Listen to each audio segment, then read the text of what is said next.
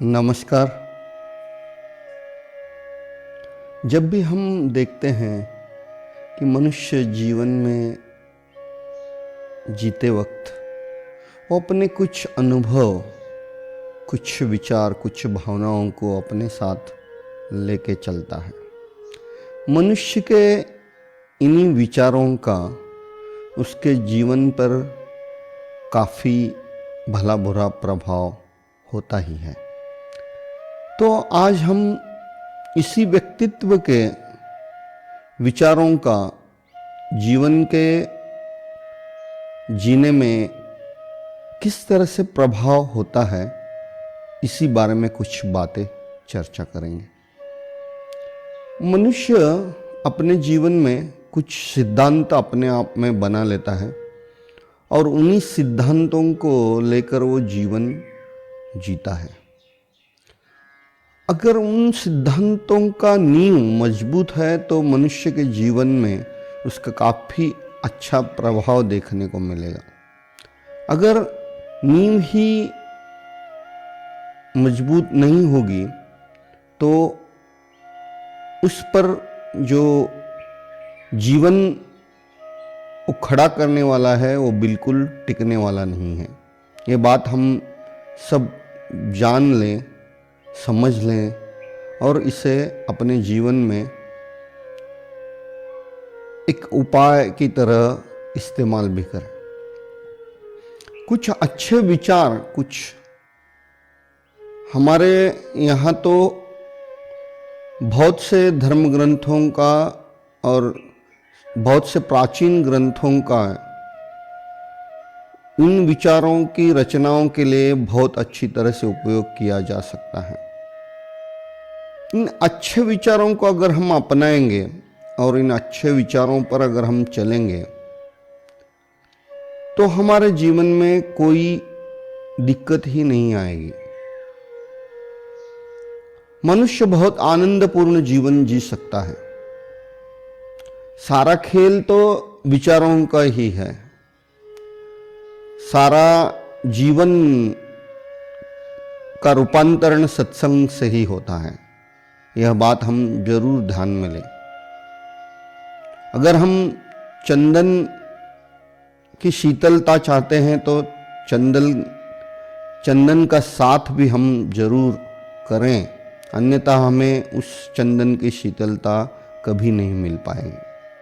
तो यही बात है, मनुष्य अपने जीवन में जो अपने सिद्धांत बनाता है, जो विचार बनाता है, उसका परिणाम उसके जीवन में होता है। और ये जो विचारों की नींव उसकी होती है वो अपने कुछ उसके जीवन के संघर्ष के साथ भी बनते हैं और कुछ सत्संग से भी बनते हैं। तो इसीलिए सत्संग करना बहुत ज़रूरी है। इसका मतलब यह नहीं कि कहीं जाए कुछ कथाएं सुने, तो अच्छे लोगों के साथ रहना, अच्छे लोगों के साथ वक्त बिताना, उनके विचारों से अपने आप को प्रभावित करना, ये बिल्कुल आवश्यक बात है।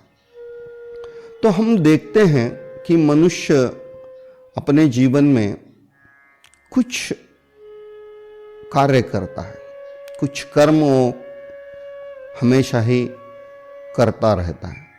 इस कर्म पर भी मनुष्य के सिद्धांतों का, मनुष्य के चिंतन का ही प्रभाव पड़ता है। हर व्यक्ति की अपनी एक खुद की चिंतन होती है। एक स्वतंत्र व्यक्तित्व का दर्शन हमेशा ही हर व्यक्ति बनाता ही रहता है। बड़े या छोटे मायने में हर व्यक्ति एक स्वतंत्र दार्शनिक ही है। वो किसी स्कूल ऑफ थॉट से अपने विचारों को अपने आप जोड़ लेता है। गहरे तल में तो हम सब मनुष्य एक ही हैं। तो मनुष्यों में जो विचार आते हैं, जो हर मनुष्य में आना संभव है। तो इस वजह से मनुष्य अपने आप में एक स्वतंत्र दर्शन खुद का बना लेता है। उसी दर्शन के आधार पर वो अपना जीवन जीता है। उसी को हम व्यक्ति का जीवन का तत्व ज्ञान कह सकते हैं।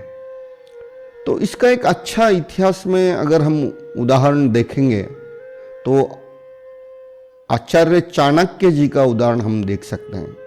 एक सामान्य शिक्षक होने के बावजूद भी उन्होंने अपनी गहरी सोच से एक साम्राज्य की नींव डाली। एक साधारण बालक को लेके उन्होंने एक जबरदस्त साम्राज्य इस देश में खड़ा करके दिखा दिया, जो वास्तविक में काफी मुश्किल बात थी। एक राजा को अपने पद से हटाकर वहां पर एक बच्चे को उसकी शक्ति से बिठाना, ये काम बहुत ही मुश्किल था, मगर उन्होंने एक कर दिखाया है। तो इस तरह से अपने विचारों से अगर हम प्रभावित हो सकते हैं तो होते हैं, तो हम अशक्य प्राय बात भी शक्य करके दिखा सकते हैं। जो बिल्कुल मुश्किल है वो भी हम पा सकते हैं। आज हम देखते हैं सामान्य से सामान्य घर से आए हुए बच्चे भी आज बड़े बड़े पदों पर जा रहे हैं। बड़ी बड़ी परीक्षाएं वो पास होके अच्छे पदों पर जा रहे हैं। तो उनका जो विचार है, मजबूत विचार उन्होंने बना लिया है, वो उसी का फल तो है। तो यही बात मैं आज आप सभी लोगों को बताना चाहता हूँ। हमारे जो विचार हैं वो हमारे जीवन को दिशा देने में बहुत शक्तिशाली होते हैं।